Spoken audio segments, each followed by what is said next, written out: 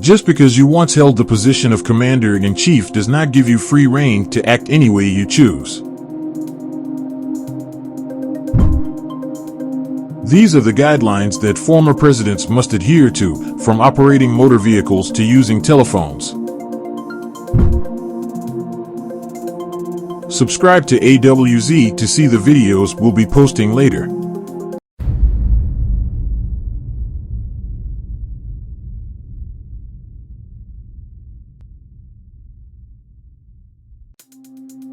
Being president has several benefits, one of which is not having to deal with traffic every day. To protect your security, the Secret Service can block off traffic for you, and you have access to drivers who can transport you everywhere you need to go. Nobody else on the road enjoys it. However, as president, you have essential tasks to complete. But there is a drawback: when the president's tenure has ended, they are never permitted to operate a vehicle on a public highway again. The lifetime Secret Service detail that every former president receives is the cause. After all, even in normal conditions, the road is one of the least safe places you can be. Things get more hairier when you consider that former presidents are frequently targeted. They are therefore prohibited from driving in order to safeguard their safety. He is only permitted to travel on his own private land, far from any irresponsible drivers or anybody who wish him harm, as George W. Bush revealed to Jay Leno. Secret Service agents skilled in evasive and defensive driving tactics must drive him around. Following the 1963 assassination of John F. Kennedy, the regulation was put into place. The last president to drive on public roads was Lyndon B. Johnson. Being aware of any potential threats to American security is one of the president's most important responsibilities. Because the world is constantly changing and threats can materialize at any time, these briefings are conducted continuously throughout a president's term, even several times a day if necessary. Since they are no longer in office and are now considered private citizens, you'd think that former presidents wouldn't need to worry about such things. However, you'd be wrong. For the rest of their lives, they continue to get updates on national security.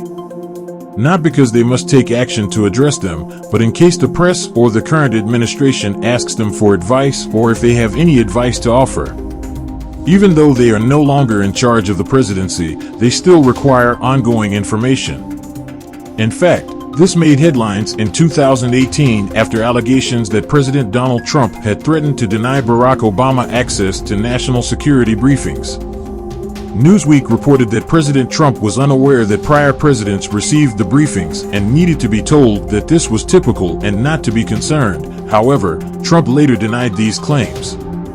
Regardless of whether it actually occurred, the tale highlighted the extent of former presidents' access to security-related information on a daily basis. Have you ever observed that after each president leaves office, a library is dedicated in their honor? It's a law, so there's a legitimate explanation for this. Each president would oversee the establishment of a library in their honor under the terms of the Presidential Libraries Act of 1955. Presidential libraries are a little different from other libraries, while having a library named after you is undoubtedly a wonderful bonus. They include every non-classified sentence a president has ever penned while in office, even the less desirable material. For instance, Bill Clinton's library at Little Rock, Arkansas, has details regarding his impeachment drama. They are not allowed to retain some books out of their libraries since by law, anything made while a president was in office is regarded as public property. After President Richard Nixon tried to omit information about the Watergate crisis, this was decided. They must be searching for a fuse box or something since the lights are off, and those flashlights are keeping me up at night. The degree to which a certain topic is covered, however, is somewhat under the individual president's authority. For instance, the documents on display at George W. Bush's library in Dallas, Texas, discuss his invasion of Iraq, but instead of avoiding the subject, they defend his choice to wage war. These days, everyone assumes that the government is watching everything we do, especially in light of the numerous scandals that have surfaced in the last 20 years involving the government's illegal surveillance of U.S. residents. Since then, the intelligence community has worked to improve its reputation by being more open about this, and in many circumstances, warrants are now required. But when it comes to matters involving the protection of current and former presidents, the Secret Service frequently receives exceptions to these laws. For instance, The Hill reports that the Department of Homeland Security argued that it would be impractical to require the Secret Service to obtain warrants in order to monitor the president and other important individuals when using so-called Stingray devices that can track the location of cell phones. The Secret Service has pretty broad authority over keeping former presidents safe, whether from threatening phone calls, suspicious tweets, or anything in between. While this particular device doesn't monitor the contents of communications passed by the phones, this is just one of many techniques that law enforcement can use for surveillance. The Secret Service is required to regularly monitor a president's or former president's communications in order to ensure the safety of individuals they are sworn to protect. Former presidents have little privacy, and those nosy Secret Service personnel even have access to their letters. Agents must inspect packages and normal mail sent to an ex-president before they may be delivered. Although it may seem excessive, they have used this method to stop a number of unsafe deliveries as recently as 2018. The Secret Service, among other VIP targets, was able to stop explosives from reaching former Presidents Bill Clinton and Barack Obama, according to Bloomberg Law. And it's not just a chance agent opening the former president's mail as they make their way back from the mailbox. All of it is screened off-site by security personnel who have received training in handling explosives, hazardous chemicals, etc. Each letter is carefully scrutinized for any potential threats against the former president. Additionally, other people are keeping a check on former presidents' letters in addition to Secret Service members. The USPS also participates, as they keep an eye out for any strange packages delivered through the mail, regardless of who they are intended for, through a program called Dangerous Mail Investigations. It appears like CBS will soon start airing this program. In my view, it is complete nonsense. You occasionally just require some alone time. To find a little solitude, people go on walks, look for a quiet place, or do whatever else is necessary. If this describes you, running for president might not be a good choice, as you are never truly alone, and this is true even after you leave office. Presidential protection is a 24/7 endeavor for the Secret Service, and former agent Jonathan Wackrow told NBC News that it is, quote, the most intrusive thing that someone could possibly experience. In essence, you're always surrounded by individuals you don't even know, and since agents can be switched out or relocated about, former presidents are likely to spend the rest of their lives in the company of strangers. Additionally, these agents don't take a break when things aren't going well, such as when spouses are fighting. During holidays, agents are often present with former presidents.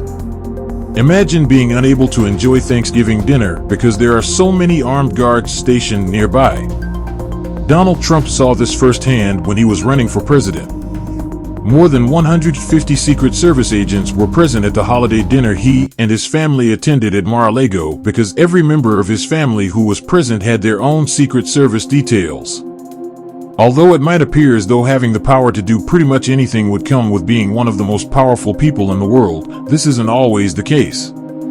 It's difficult to be impromptu because of that Secret Service detail, which is on call 24 hours a day, 7 days a week. Regular people simply head there, grab their coffee, and move on with their day if they want to stop by Starbucks and have a huge French vanilla latte or whatever. However, because of a former president's sizable Secret Service detail, anything they wish to do, even routine daily tasks, becomes a massive undertaking. Consider a daily activity you enjoy, such as going for a stroll or eating out. Imagine having to carry out that task for the rest of your life while surrounded by a group of strangers who are causing disruptions for everyone else. For instance, when President Barack Obama was still in office, he went to Starbucks, and as a result, the Secret Service blocked off a large portion of the street and directed pedestrians away from the president. To illustrate how annoying continual protection must be, the president even requested that the Secret Service give him a little room. Speaking of President Obama, He spent a lot of time playing pickup basketball both in his personal life and during his time serving as a senator. President Obama wasn't too pleased when the Secret Service informed him that they need 4 hours notice before such a game after he was elected, according to NBC News. So what should a former president do if they grow tired of all the regulations and requirements they must abide by? Why even run for office if you can't enjoy your golden years doing anything you want? By declining the Secret Service detail, they could avoid dealing with all of this and return things to how they were before they took office. It turns out that this is a real choice. Only those who consent to being protected by the Secret Service are protected. A former president or other person with a security detail who waives those protections is free to take responsibility for their own safety and security, or, if they choose, to hire private security who may be more willing to let them engage in more activities without limitations. According to the New York Times, former President Richard Nixon actually carried out this action in his later years, though he claimed it was done to help the government save some money. Then, as the Times reported in 2017, Donald Jr., the son of President Trump, voluntarily declined Secret Service protection, citing a desire for privacy as his justification. Although the Secret Service strongly advises against it, a president can choose to do this if they ever want to drive their own car again. Subscribe to our YouTube channel and hit the bell so you don't miss a single one.